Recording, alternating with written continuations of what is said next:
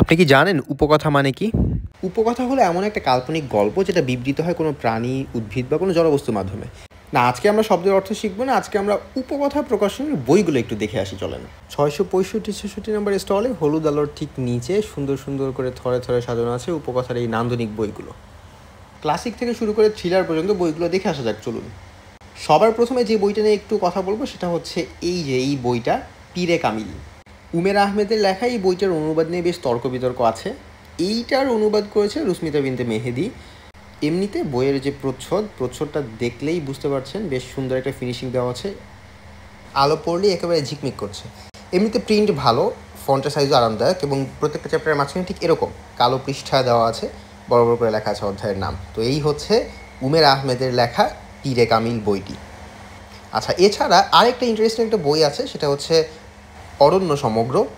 বিভূতিভূষণ বন্দ্যোপাধ্যায়ের লেখা এই ক্লাসিক বইটা চাইলে একবার হাতে নিয়ে একটু দেখতে পারেন। উপকথা প্রকাশনীর আরেকটা রিনাউন্ড কাজ হচ্ছে সতীনাথ ভাদুরী রচনাবলী। মোট 4 খণ্ডের এই বইটি প্রোডাকশনটা আমার কাছে অসাধারণ লেগেছে, বাট একটাই আফসোস ছিল, সেটা হচ্ছে 4টা খণ্ড একসাথে করে রাখার মতো কোনো বক্স সেট নেই।